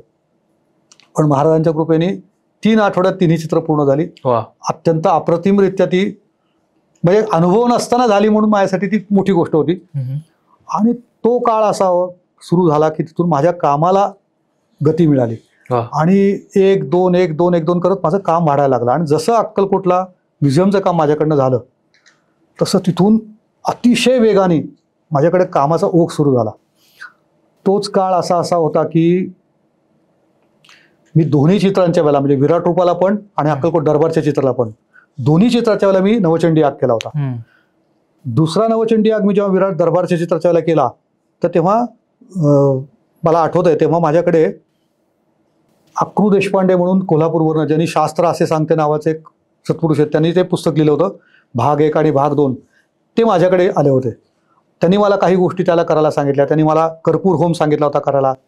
त्या पद्धतीने मी त्या कर्पूर होम करत गुरुस्तवनाचे अनेक पाठ, कापराचा होम नारळावरती करायचा आणि शिफळावरती करून त्याची खूप प्रचिती त्याला त्यांनी मला दिली. आणि ते करत असताना जेव्हा दुसऱ्या नवचंडी करून मी जेव्हा दरबारचं चित्र सुरू केलं, त्या दुसऱ्या नवचंडीच्या वेळेला काशीवरनं एक 100 वर्षाच्या आसपास वय असलेले एक सत्पुरुष संकल्पाच्या वेळेला आले होते. आणि तो संकल्प त्यांनी माझ्याकडनं करून घेतला होता. आणि तर संकल्प करताना मला त्यांनी विचारलं संकल्प कशासाठी करायचा आहे. तर मी म्हटलं हे स्वामींचं चित्र दरबारचं चांगलं व्हावं म्हणून मला करायचं आहे म्हटलं. तर ते म्हणले अरे म्हणले हे म्हणले हा भौतिक याच्यातला संकल्प नाही म्हणले, तुम्ही म्हणले आधिभौतिक काही गोष्टी तुम्ही म्हणले ज्या आहेत ना आधिभौतिक याच्यातल्या, तर तुम्ही भौतिक गोष्टीतलं मागा म्हणले. तुम्ही घर मागा, तुमचं लग्न व्हावं म्हणून मागा, मूल व्हावं म्हणून मागा, त्याच्यासाठी म्हणले नवचंडी करतात. अलौकिक गोष्टींसाठी किंवा अशा गोष्टीसाठी तुम्ही म्हणले हा नवचंडी नाही करू शकत. संसारी कामनांसाठी नवचंडी करतात. तर म्हणले तुमचं घर स्वतःचं एक आहे, नाही म्हणलं भाड्याचं आहे. मग म्हणले तुम्ही नवचंडी हा म्हणले तुमच्या स्वतःचं घर मिळण्यासाठी करा. तर मी म्हणलं नाही, म्हणलं मला हे चित्र चांगलं होण्यासाठी म्हणूनच करायचं आहे. मग ते म्हणले नाही, म्हणले हे संसारी कामना नाही म्हणले, स्वामींचं चित्र चांगलं व्हावं. मग ते त्यांनी असा एक मार्ग काढला. ते म्हणले ठीक आहे म्हणले हा नवचंडी म्हणले तुमचं आपण हे चित्र चांगलं होण्यासाठी करूच, पण म्हणले आपण तुमचं घर होण्यासाठी करू. म्हणजे नवचंडी झालं की तुमचं घर होईल आणि त्याच संकल्पात आपण तुमचं चित्र चांगलं व्हावं असा आशीर्वाद मागू. मग त्यांनी नवचंडीसाठी संकल्प करायला घेतला. मग संकल्प झाला. संकल्प झाल्यानंतर ते आंब्याचे सीझन होते. मग त्यांना आंब्याचा रस आम्ही त्यांच्या ताटात सगळ्या गुरुजींना वाढत होतो. मग ते मोठे गुरुजी म्हणाले, जे 100 वर्षाचे होते ना, 98-100 वय होतं त्यांचं. मग ते म्हणले आजोबांनी आंब्याची झाडं लावली आहेत, तुम्ही आंबे खाताय. तर असं काहीतरी ते कोड्यामध्ये बोलले. तर म्हटलं मला गुरुजी म्हणजे काय, म्हटलं नाही कळलं. म्हटलं मला म्हणले काय करत होते तुमचे आजोबा. तर म्हटलं माझे आजोबा ज्योतिषी होते. म्हटलं नाही, साधना काय करत होते. नाही म्हटलं माझे आजोबा गायत्रीची साधना करायचे म्हटलं. आणि जवळपास 56 वर्ष आजोबांची, अगदी म्हणजे त्यांच्या वयाच्या यंगेजपासून ते देह सोडेपर्यंत अखंड गायत्रीच करायचे म्हटलं ते. मग तेव्हा ते मला म्हणले की म्हणूनच तुम्हाला म्हणलो म्हणे की आजोबांनी आंब्याची झाडं लावली आहेत, तुम्ही आंबे खाताय. तर म्हणजे आपल्या सुद्धा कुळामध्ये तुमचे वडील, आजोबा, पणजोबा पूर्वीच्या काळात जरी कुणी तुमची जर खूप साधना केली असेल तर ती पुढच्या पिढीतल्या कुठल्या तरी कुळातल्या लोकांना ती त्याची कशी उपयोगी पडते हे त्यांनी मला इनडायरेक्टली त्यांनी सांगितलं. ते म्हणले त्यांच्या साधनेचा आशीर्वाद तुम्हाला मिळालाय म्हणून तुमच्याकडनं म्हणले हे काम होतंय. तर म्हणले तुम्ही म्हणले आजोबांनी जे तुम्हाला तुमचे आशीर्वाद आजोबांचे तुमच्यावरती आहेत, तुमच्याकडनं मोठं काम होईल म्हणले. आणि मग ते दरबारचं चित्र माझ्याकडनं अलौकिकरित्या ते पण पूर्ण झालं. ही दोन्ही मोठी चित्र जवळपास 300 किलो वजनाची होती. अक्कलकोट दरबारला जे आम्ही अक्कलकोटला विराट रूप पाठवलं ते पण आणि दरबारचं चित्र पण. आणि दोन्ही चित्रांच्या वेळेला अक्षरशः 30-30, 40-40 माणसांना चित्र हलत नव्हतं. आणि दोन्ही चित्र अक्कलकोटला विराजमान झाली. तिथून माझ्या कामाला गती आली. आणि मग माझ्याकडे अनेक सत्पुरुषांचं येणं, म्हणजे माझं अनेक सत्पुरुषांच्याकडे जाणं खूप आणि पुण्यामध्ये त्याला खरंच खूप सत्पुरुषांचा मला सगळे आठवत आहेत. नाना पंडित होते, लालजी गोखले होते, VP गोखले होते, मुजुमदार आजी होत्या, अगस्ती आई होते, दादा जोशी होते, तपस्वी काका होते. आणि या सगळ्या प्रत्येकाचे वेगवेगळा एक आरा होता, प्रत्येकाचं काहीतरी पुण्यामध्ये. आणि या सगळ्या पुण्यातल्या सत्पुरुषांचा मला इतका सहवास, प्रेम मिळत गेलं. आणि जशी जशी स्वामींची वेगळी चित्र माझ्याकडनं व्हायला लागली, कान्हेरे गुरुजी होते, आणि इतके अनुभव त्या काळामध्ये मला मिळायला लागले. मला एक त्याला असा अनुभव आठवतोय की एक 6x4चं मोठं पेंटिंग मला महाराजांचं कटाक्ष मुद्रेतलं करायला आलं होतं, की ज्याच्यामध्ये महाराज असे मांडी घालून बसले, टोपी आहे आणि असं वळून बघतायत. खूप प्रखर उग्र मुद्रा आहे. आणि ते चित्र मला ज्यांच्याकडनं करायला आलं तर त्या एक ताई माझ्याकडे आल्या होत्या. आणि त्यांच्यावर एक छोटी मुलगी होती, 2री-3री मधली. तिला घेऊन त्या माझ्याकडे आल्या. आणि आल्यानंतर त्यांनी मला सांगितलं की मागच्या वर्षी 2 वर्ष माझे मिस्टर कॅन्सरने आजारी होते आणि ते आत्ता 2 महिन्यापूर्वी गेले. आणि आम्ही 2-3 वर्षापूर्वी घर बुक केलं होतं, त्याचा ताबा मिळाला आहे, पण आता माझे मिस्टर नाही आहेत आणि मुलगी छोटी आहे. तर मला म्हणे माझ्या खोलीसाठी स्वामी महाराजांचं मला 6 फूट मोठं पेंटिंग करून पाहिजे. आणि मग त्यांनी मला मुद्रा पण सांगितली की ही मला कटाक्ष मुद्रा, हे महाराज असे वळून बघतात, ती म्हणे मंडईच्या मठात जसं चित्र तसं करून पाहिजे. आणि मग मी ते चित्र करायला घेतलं. माझं एवढं मोठं आलेलं कमर्शियल काम पहिलं होतं.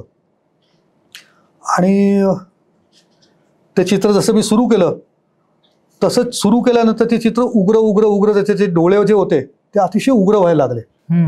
आणि इतकं प्रखर तेज आलं त्या चित्रांमध्ये की त्या उग्र डोळ्यांमध्ये बघायचीच हिंमत व्हायला. आणि मग मी त्या डोळे बदलण्याचा खूप आटापिटा केला, पण ते उग्र तेज जे डोळ्यातलं आलं होतं ना, म्हणजे त्या डोळ्याकडे बघायची हिंमतच व्हायची नाही. आणि मग माझ्या मनात असं यायला लागलं की एवढे उग्र डोळे झालेत आणि उद्या त्या ज्यांनी आपल्याला ती ऑर्डर दिली आहे त्या ताईनं जर ते चित्र आवडलं नाही तर आपली ऑर्डर एवढी केली काहीच उपयोग नाही, की चित्रच रिजेक्ट होईल आपलं आणि आपल्याला पैसे मिळणार नाहीत. करेक्ट. त्यातलं पैसे मिळणार नाहीत हा अंडरलाईन शब्द होता. कारण त्या काळी अशी स्थिती होती की एक एक चित्र मिळणं, ते पूर्ण होणं आणि त्याच्यातनं आलेल्या पैशावरती घर चालणं, हे सगळं एकाशी एक रिलेटेड असल्यामुळे ते चित्र त्यांच्याकडे जाणं आणि त्याच्या बदल्यात मला त्याचं मानधन मिळणं हे माझ्यासाठी गरजेचं होतं. पण उग्र झालेलं चित्र मला बदलता येईना. मग एकदा क्षणभर माझ्या मनात आलं की ते डोळे आपण टरपेंटीने पुसावे परत करावेत. पण मला तेही अशी हिंमत होईना की असं केलं तर चालेल का. मग मी फडणीस सरांना फोन केला. मग सरांना फोन केल्यावर ते म्हणले की अरे तू डोळे आता काढलेत ना, म्हणले तर काढलेले डोळे पुसायचे नाहीत म्हणले, ते जसे आले तसेच ठेव म्हणले, त्याच्यात तुला जे काय करता येईल ते प्रयत्न करून बघ, पण पुसू नको म्हणले. आता सरांनी मला सांगितल्यामुळे माझा मग डोळे पुसायची हिंमत होईना. पण फक्त प्रश्न असा होता की एवढ्या उग्र डोळ्यातले स्वामी जर त्या बाईंकडनं रिजेक्ट झाले तर माझं चित्र हातात न जाईल आणि पैसे मिळणार नाही. या विवंचनेत मी असताना त्या दिवशी एकदा सकाळी 6-6:30 कान्हेरे आजोबा माझ्याकडे आले. हे कान्हेरे गुरुजी नावाचे ब्रह्मचारी सत्पुरुष होते. पुण्यातल्या त्या काळातल्या लोकांना, त्यांना ज्यांनी त्यांना पाहिलंय, आणि खूप बालभाव त्यांच्या चेहऱ्यावर असायचे. अतिशय तेजस्वी होते, उंचीला थोडेसे खुजे होते. त्यांनी त्यांच्या तरुणपणामध्ये महात्मा गांधी, लालबहादूर शास्त्रींना मसाज केला होता. ते खूप चांगले मसाजिस्ट होते. तर सकाळी 6-6:30 माझ्या घरी आले. त्या काळात त्यांचं वय माझ्या ते 75-80च्या आसपास होतं असावं. आणि ते आले आणि सकाळी 6:30 म्हटलं कान्हेरे गुरुजी कसे काय. मग आल्यानंतर मी त्यांना नमस्कार केला. मग ते माझ्या बायकोला म्हणले, पोरी म्हणले मी चहा प्यायला आलोय. आणि स्वामींचं चित्र त्या खोलीमध्ये समोरच ठेवलेलं होतं. आणि मग माझ्या मनात आलं की एवढं उग्र चित्र समोर लावलंय तर कदाचित म्हणलं त्यांना ते आवडलं नसणार, म्हणलं त्यांना आवडणार नाही, त्याच्या आता शिव्या खायची तयारी ठेवायला लागणार. आणि मग हिने चहा केला. तेवढ्यात ते स्वामींकडे बघायला लागले आणि बघता बघता बघता त्यांना ते महाराजांशी असे बोलता बोलता भावावस्थेत जायचे. आणि त्या भावावस्थेमध्ये एकदम विकट हास्य करायला लागले. आणि ते हास्य इतकं भयंकर, म्हणजे इतकं प्रचंड आवाजातलं होतं की साधारणपणे 3-4 फ्लॅट पलीकडे आवाज जाईल, 3-4 घर पलीकडे जाईल, एवढा मोठा आवाजात त्यांचा ते हसायला लागले. एकदम म्हणजे मला कळेच ना की एवढे का हसतात. मग हसता हसता हसता एकदम ते म्हणले, आणि माझ्या पुढे प्रश्न पडला होता की की हे चित्र तर उग्र झालेलं, शांत कसं करू. मग त्या एकदम त्या अवस्थेमध्ये मला म्हणले, आम्ही उग्र झालोय म्हणले, कारण ती बाई एकटी राहते ना, तिच्याकडे लोक वाईट नजरेने बघू नयेत म्हणून अशी मुद्रा दिली. बर. आणि असं एकदम बोलले त्या भावावस्थेमध्ये की जसं काही महाराजच सांगतात. आणि मग परत मोठ्याने विकट हसायला लागले. आणि मग त्यांचं ते थोडे शांत झाले. मग ते अवस्थेतनं बाहेर आले. माझ्या बायकोने त्यांना चहा दिला, मग मला आशीर्वाद दिले आणि बाहेर पडले. आणि तरी मी प्रश्न तोच विचारत होतो की एवढं उग्र रूप दिलं, हे म्हणतात की ती बाई एकटी राहते, तिच्याकडे लोकांनी वाईट नजरेने बघू नये, कारण त्यांचे मिस्टर गेलेत, तिसरी मधली मुलगी आहे, तर म्हणून उग्र रूपात आम्ही नजर दिली असं ते म्हणले. मग कदाचित म्हटलं स्वामींची त्यामुळे उग्र नजर झाली असेल. पण ते गेले जसे बाहेर, तसं माझ्या मनात पुन्हा प्रश्न तोच. हे म्हटलं हे म्हणतात हे ठीक आहे म्हटलं, पण उद्या चित्र जर रिजेक्ट केलं तर काय करायचं. मग त्याच दिवशी दुपारी 10:30-11 वाजता त्या बाई माझ्याकडे चित्र घ्यायला आल्या. आणि मग मला अशी हिंमत होईना की त्यांची रिॲक्शन काय येते. निगेटिव्ह रिॲक्शन आली तर मला ते जरा नको होतं, म्हणून माझ्या बायकोला पुढे केलं. म्हटलं बघ त्या काय म्हणतात, म्हटलं चित्र आवडतंय का बघ म्हटलं, मग मी बाहेर येतो म्हटलं. जशा त्या आतमध्ये आल्या, स्वामींच्या समोर उभ्या राहिल्या आणि स्वामींच्या समोर हात जोडून उभ्या राहिल्या आणि त्यांच्या डोळ्यातनं घळाघळा पाणी यायला लागलं. आणि पहिलं वाक्य त्यांचं असं होतं की किती प्रेमळ भाव येतो म्हणे स्वामींच्या चेहऱ्यावर, की जे चित्र माझ्यासहित येणाऱ्या प्रत्येकाला इतके डोळे उग्र वाटत होते, निखाऱ्यासारखे डोळे होते. आणि पण त्या बाईला ते चित्र प्रेमळ वाटत होतं. मग माझ्या असं लक्षात आलं की जे कान्हेरे गुरुजी म्हणले की ते तिच्यासाठी प्रेमळ आहेत, बाकी सगळ्यांसाठी करारी नजर आहे. आणि मग ते चित्र पूर्णत्वाला गेलं. अगदी आत्ता म्हणजे 5-7 वर्षाखाली त्या मुलीचं लग्न झालं छोट्या. त्या लग्नाच्या वेळेला त्या ताईंनी आम्हाला दोघा नवरा बायकोन त्यांच्या घरी जेवायला बोलवतो. आणि जे मी तेव्हा चित्र काढलेलं होतं 2003 मधलं, ते चित्र आता मी माझ्या डोळ्यांनी जेव्हा बघितलं तेव्हा ते खरंच सौम्य झालेलं होतं. म्हणजे त्यातला उग्रपणा पूर्ण गेलेला होता. तर कदाचित असं असावं की ते त्या भावात येणारे चेहरे किंवा ते उग्र चेहरा, एक उग्र वाटणारी नजर, ही कालांतरे सौम्य पण होते. ही प्रचिती मी स्वतः घेतली. चित्र माझ्या आतनच ते डोळे असे झाले होते की माझ्या डोळ्यात काढलेल्या चित्रांकडे मीच बघू शकत नव्हतो. म्हणजे मी स्वामींकडे बघताना माझी नजर चोरायचो आणि खाली बघायचो, इतके उग्र स्वामी होते. पण ते सुद्धा सौम्य झाले. अशा जेव्हा घटना घडतात ना, किंवा अशा जेव्हा अनुभव आपल्याला येतात, तेव्हा याच्या मागे डेफिनेटली काहीतरी महाराजांच्या योजना असतात. 2001 साली जेव्हा विराट उपरलं चित्र सुरू झालं, त्याच्या थोडे दिवस आधीची गोष्ट आहे. पुण्यामधल्या एक सद्गृहस्थ आहेत ज्यांच्यामुळे मला मुंगळे महाराजांना भेटायची पहिल्यांदी वेळ आली. आणि पुण्यामध्ये मुंगळे महाराज एका ठिकाणी जिथे आले होते त्यांना भेटायला गेलो. मुंगळे महाराज एक फार मोठे अधिकारी सत्पुरुष होते कोल्हापूरमधले. माझी पहिली भेट होती. त्यांच्या समोर जायची माझी हिंमत, खूप तेजस्वी होते ते. पण त्यांच्या समोर गेलो, गेल्या पहिला मोठ्या अगदी रुद्र रूपामध्ये उग्र आवाजात मला ते म्हणले, स्वामी तुझ्याशी बोलतात, तुझ्याकडनं चित्र करून घेतात, अरे पण साधना कोण तुझा बाप करणार का. असं पहिलंच एकदम खड्या आवाजात पहिलं वाक्य ऐकलं आणि माझी हवा टाईट झाली. कारण एवढं इतक्या अधिकारांनी माझ्याशी कुणी कधी. आणि बोलल्यानंतर मग म्हटलं मला महाराज साधना म्हणजे काय तेच माहिती नाही. मला म्हटले उद्या सकाळी ये परत म्हटले इथे. मग त्यांनी त्यांच्याकडे गेल्यानंतर मला खूप गोष्टी एक्सप्लेन केल्या. आणि कोल्हापूरचे मुंगळे महाराज हे पण फार मोठे अधिकारी सत्पुरुष होते. कोल्हापूरचे चिले महाराज ज्यांच्या घरात येऊन बसायचे. अलौकिक विभूती होती. दरबारचं चित्र माझं जेव्हा शेवटच्या टप्प्यात आलं तेव्हा एक दिवशी मला फोन आला की आनंदनाथ महाराजांच्या नातू जे आहेत त्यांना तुमचं चित्र पाहायचं आहे, म्हणून ते तुमच्याकडे येऊ इच्छित आहेत.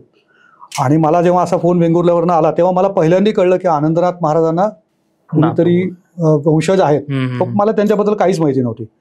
आणि मग जसं आता तू ज्या वयात आहेस एक्झॅक्टली त्याच वयामध्ये मी होतो. आणि मग माझ्याच वयातली काही समवयीन आम्ही जे मित्र होतो, आध्यात्मिक एकमेकांना जे थोडीशी झालेली, तर असे आम्ही सगळे मित्र गप्पा मारत होतो सगळे. तर आमच्यातलाच असा एक मित्र, उद्या अण्णा वालावलकर आपल्या घरी येणार आहेत, तर म्हणून आदल्या दिवशी आम्ही सगळे गप्पा मारता मारता अशा अहंकार आणि आध्यात्मिक चर्चा करत होतो. तर त्याच्यातला आमचा एक मित्र असा म्हणला की, तो मला म्हणला की आपण काय मंदिरा बिंदिरात जात नाहीत, स्वामी आपल्या इथं आहेत म्हणलं. आणि हेच तो बोलला. आणि ह्या अगदी तशाच टाईपच्या चर्चा आम्ही सगळेच करत होतो. म्हणजे आम्हाला असं वाटतं की आपल्याला हा सगळं आपण कोळून पेलो अध्यात्म. मग दुसऱ्या दिवशी ते अण्णा वालावलकर पहिल्यांदा पुण्यामध्ये आले. तर मी स्कूटरवरती त्यांना आणायला गेलो होतो आणि मग घरी घेऊन आलो. अतिशय देखणे तेजोपुंज. मी त्यांच्या एवढे तेजस्वी सत्पुरुष माझ्या आयुष्यात अजून कोणी बघितलं नाही. आनंदनाथांचे सख्खे नातू होते. आपल्या घरी जेव्हा पहिल्यांदा आले तर घरी आल्यानंतर ते स्नान करून पलंगावरती बसले आणि आम्ही हे जे 7-8 मित्र आम्ही जे आदल्या दिवशी गप्पा मारत होतो ते आम्ही सगळे त्यांच्या पायापाशी बसलो. आणि मग त्यांचं तेज बघून म्हणजे इतके अलौकिक तेजस्वी होते. त्या बोलता बोलता मी त्यांना प्रार्थना केली की आमच्या सगळ्यांची इच्छा की तुमच्याकडनं काही आम्हाला अनुभव ऐकायचे आहेत आणि त्याच्यामुळे म्हटलं आमच्या स्वामी भक्तीत काहीतरी आम्हाला शिकायला मिळेल. तर ते म्हणले बाळांनो असे अनुभव वगैरे काही नसतात म्हणले, सगळेच अनुभव आहेत म्हणले. ते मला म्हणले झाडाची पानं हलतायत ते अनुभव आहेत. मी तुमच्याकडे वेंगुर्ल्यावरनं इथं आलोय हा पण अनुभव आहे. असं सांगता सांगता ते इथपर्यंत म्हणले की तुमचा माझा श्वास चालू आहे हा पण अनुभव आहे म्हणले. बर, अनुभवात कशाला अडकताय म्हणले.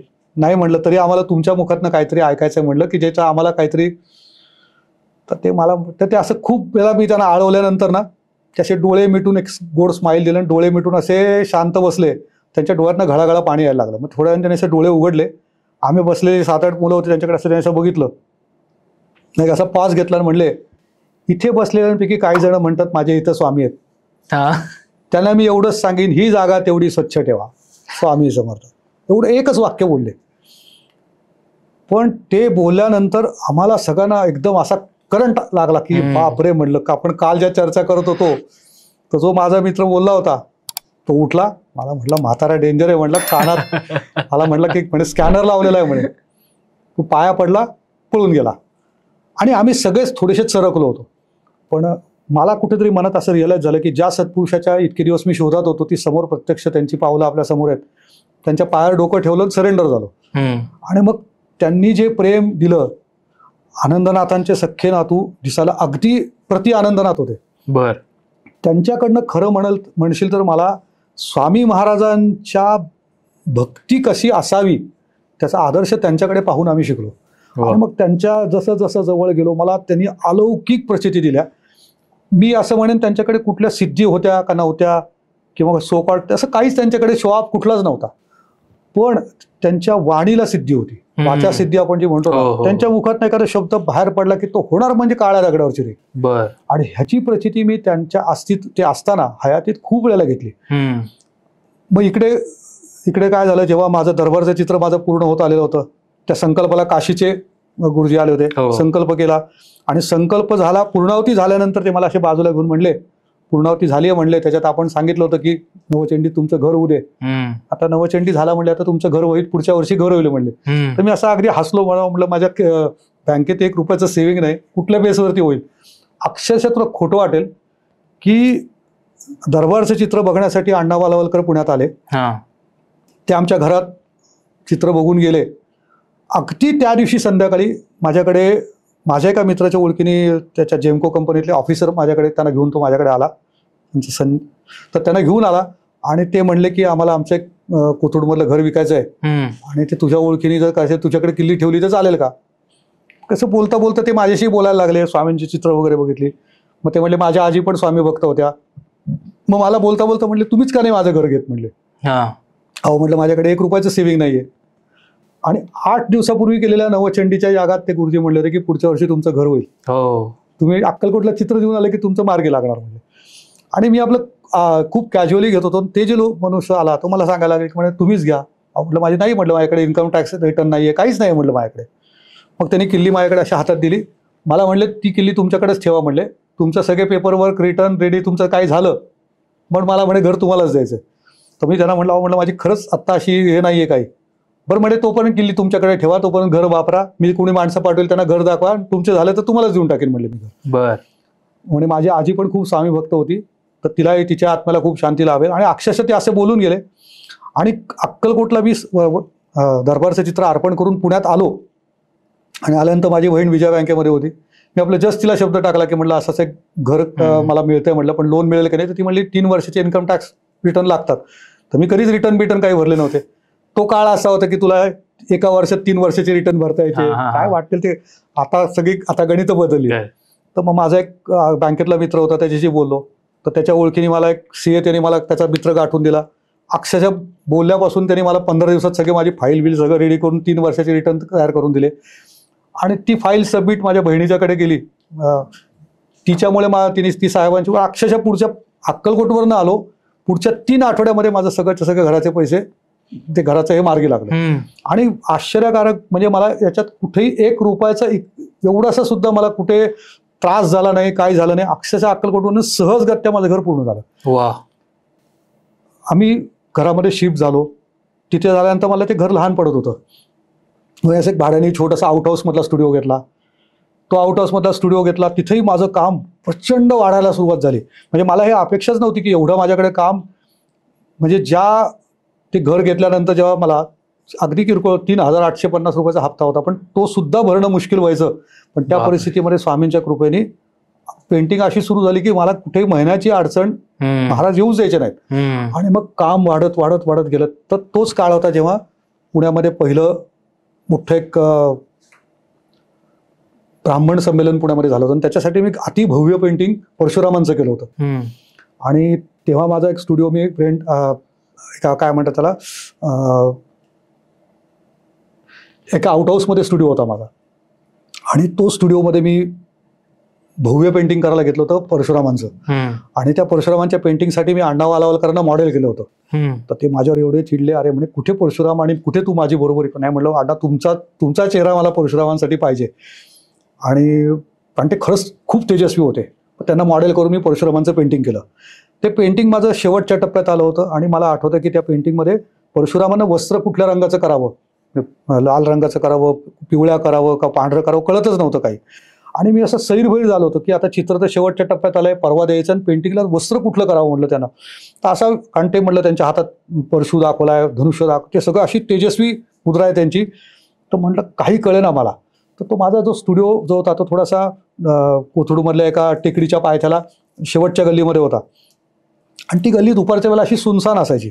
आणि तर माझ्या एका मित्राच्या वडिलांनी परशुरामावरती पुस्तक लिहिलं होतं. तर त्यांना मी फोन लावायचा प्रयत्न करतो, तर फोन लागत नव्हता. आणि मी असं, आणि चित्र तर 2 दिवसात द्यायची वेळ आली होती. तर म्हणून मी त्या स्टुडिओच्या गल्लीतनं तिथे, आणि त्याला माझ्याकडे नुकताच मोबाईल आला होता. तर तो मोबाईल घेऊन मी आपला बोलत बोलत बोलत मी आता काय करावं म्हटलं, म्हणून गल्लीच्या बाहेर मी बाहेर आलो. तर गल्लीच्या बाहेर आलो तर दुपारची वेळ होती, 12:30-1 वाजलेले होते. आणि दुपारच्या वेळेला एक विलक्षण गोरी पान आंबाडा घातलेली आणि अतिशय तेजस्वी म्हातारी, आणि गोरी पान म्हणजे ती मला अजून असं लाल भडक साडी, इतकी सुंदर, मोठं लावलेलं कुंकू, आणि सगळ्या अंगभर, हातभर, पायात, हातात, गळ्यात पूर्ण दागिने घातलेले सोन्याचे, आणि पायामध्ये काही नाही, आणि नऊवारी साडी घातलेली, अशी गल्लीमधनं हातवारे करत समोरने येत होती.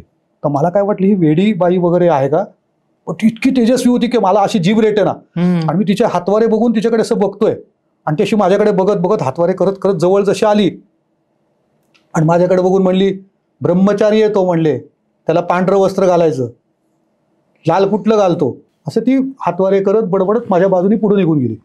आणि मी या याच्यात होतो की माझ्या मित्राच्या वडिलांना फोन लागत नव्हता, ज्यांनी परशुरामावरती. मग मला एकदम आठवलं की आपण परशुरामांचं पेंटिंग करतो, ते ब्रह्मचारी आहेत. कदाचित त्या बाई म्हटलं त्यांच्याबद्दल बोलल्या का. तर म्हणून मी असं एकदम एक्साइट होऊन परत माझ्या खोली त्या आउट हाऊसमधल्या स्टुडिओत आलो, आणि परशुरामांकडे बघितलं आणि म्हटलं, अरे म्हटलं ह्यांना श्वेत वस्त्र करायला पाहिजे. मग माझ्या मनात ते सुरू झालं. असं म्हणेपर्यंत कोल्हापूरवरनं मुंगळे महाराजांचा फोन आला. काय म्हणले, झालं का रेणुका मातेंचं दर्शन, असं त्या पटकन ते बोलले. आणि मला एकदम अक्षरशः खोटं वाटेल असं काय अंगावरती शहारा आला माझ्या. मग त्यांनी मला सांगितलं की त्या ज्या गेल्या, त्या तुला ज्यांनी आता दर्शन दिलं त्या साक्षात जगदंबा रेणुका माता होत्या. मला म्हणे, आणि मग मी त्या त्वरेने परत बाहेर पळालो, अख्खी गल्ली शोधून सगळीकडे, पण कुठे मला कसलाहीच इथे मागमूस दिसला नाही. आणि तेव्हा सुचलं पण नाही, म्हणजे मला एवढं कळलं होतं कुठली तरी ही वेगळी. आणि सगळ्यात महत्त्वाचे, दुपारी 12:30 वाजता पायात चप्पल न घालता संपूर्ण नखशिकांत सोन्याने मडलेली अशी वयस्कर वृद्ध स्त्री कोण असेल म्हटलं. आणि त्या 70-75 वर्षाच्या आजी कशा दिसतात ना, तशा होत्या. टाकात मोठी नथनी, ती सुद्धा ट्रॅडिशनल, आणि संपूर्ण अंगभर सोन्याचे दागिने. मग हे मुंगळे महाराजांनी सांगितलं की त्या रेणुका मातांनी तुला दर्शन दिलं. तर ही सुद्धा माझी त्या काळातली अशी प्रचिती होती की ज्याला माझा कसल्याच पद्धतीचा माझा हे नव्हता. ना माझी खूप साधना होती, खूप उपासना होती, किंवा मी काही खूप असा अतिश प्युअर सोल होतो असं खरंच काही नव्हतं. पण ही स्वामींची इच्छा होती. परशुरामांचं अतिशय तेजस्वी चित्र माझ्याकडनं झालं. त्यानंतर मी अक्कलकोटच्या शिवपुरीला अर्पण केलं. अच्छा. हा. तर ते चित्र माझं तिकडे त्या निमित्ताने तिकडे गेलं. अण्णा वालावलकर जसे माझ्या लाईफमध्ये आले, तर अण्णा वालावलकर म्हणजे आनंदनाथांचे सख्खे नातू माझ्या आयुष्यात येणं ही माझ्या आयुष्याला इतकी मोठी कलाटणी आणि मोठा आशीर्वाद होता की त्यांच्या येण्यानेच माझ्या लाईफमध्ये खूप मोठे फरक पडायला सुरुवात झाले. मग ते माझ्या घरी जेव्हा माझ्या घरी राहत होते, तर श्वेतालीमध्ये मी जेव्हा आमच्या नवीन घरात राहायला गेलो, तर ते माझ्याकडे दर महिन्यातनं एकदा तरी माझ्याकडे वेंगुर्ल्यावरनं यायचे. मग वेंगुर्ल्यावरून ते सावरगावला शिफ्ट झाले, ते मग सावरगाववरनं यायचे आणि दर महिन्यातनं एकदा तरी यायचेच आणि आले की 3 दिवस राहायचे. 3ऱ्या दिवसाच्या वर ते कधी माझ्या घरी राहिले नाहीत. बर. मग त्यांना मी आले की या सुवर्ण नाईक आजी ज्या होत्या त्या आमच्या शिवाजी पुतळ्याच्या चौकात राहायच्या. त्यांच्याकडे स्वामींच्या चर्मपादुका, हातातली काठी, आबदागिरीचा दंड, कमंडलू, गळ्यातली रुद्राक्षाची माळ, त्रिशूळ अशा 8-10 वस्तू त्यांच्या घरात होत्या. अतिशय सिद्ध जागृत स्थान होतं. आम्ही त्या स्थानावरती दर महिन्याच्या पहिल्या रविवारी आम्ही तिथे गुरुस्थान चरित्रस्तोत्राचे 11वेला गुरुस्थान आणि चरित्रस्तोत्र असे आम्ही अनेक महिने सलग 1.5-2 वर्ष आम्ही तिथे केलं. आणि मग तिथे मी अण्णा वालावलकरांना तिथे घेऊन जायचो. मग त्या सुवर्णाताई त्या नाईकाजी ज्या होत्या त्या पण अण्णांना खूप जीव लावायच्या. त्या अण्णा त्यांच्यापेक्षा खूप वयाने सिनियर होते. मग अण्णांचं त्यांचं खूप छान जमायचं. मग तिथे पुण्यामध्ये अजून एक दांडेकर आजोबा म्हणून एक सत्पुरुष होते भांडारकर रोडला. तर त्यांनी गुरुलीलामृताची जवळपास माझ्यामध्ये तेव्हा त्यांची 200पेक्षा जास्त पारायणं झाली होती. आणि त्यांना अण्णा वालावलकरांचं त्यांचं खूप जमायचं. मग अण्णांना मी त्यांच्याकडे सोडायचो, सकाळी संध्याकाळी घ्यायला जायचो. आणि त्या 2 वृद्ध अतिशय मोठ्या साधक लोक त्यांच्या एकत्र चर्चा ऐकणं म्हणजे खूप मोठा आनंद असायचा. खूप शिकायला मिळायचं त्यांच्याकडनं. अण्णा वालावलकरांच्या बाबतीत म्हणशील तर माझ्या लाईफमध्ये त्यांचे सगळे टर्निंग पॉईंट त्यांनी माझ्या लाईफला दिले. अगदी किती छोट्या छोट्या गोष्टी असतात की माझा मुलगा त्याला 7वी-8वीला होता आणि अण्णा दुपारच्या वेळेला जेवण बसलेले असायचे 1:30च्या सुमाला. तर तो इंग्लिश शाळेमध्ये होता आणि मी नुकतंच माझी परिस्थिती अगदीच 0तनं वरती येत होतो मी. आणि तो असं शाळेतनं आल्या दरवाज्यातनं तिशी पाठीला दप्तर होतं आणि बूट चपला काढायच्या आधीच मला म्हणला, बाबा आपण एवढे गरीब आहोत का की आपल्याकडे साधी 4 व्हीलर नाहीये. तर ते अण्णा त्याला असे तिथे जेवायला बसले होते, तर ते ऐकत होते. तर ते माझ्या मुलाला सोन्या म्हणायचे, अरे सोन्या ते बूट काढ, आधी ते दप्तर काढ, मग आपण स्वामींना सांगू तुला गाडी द्यायला.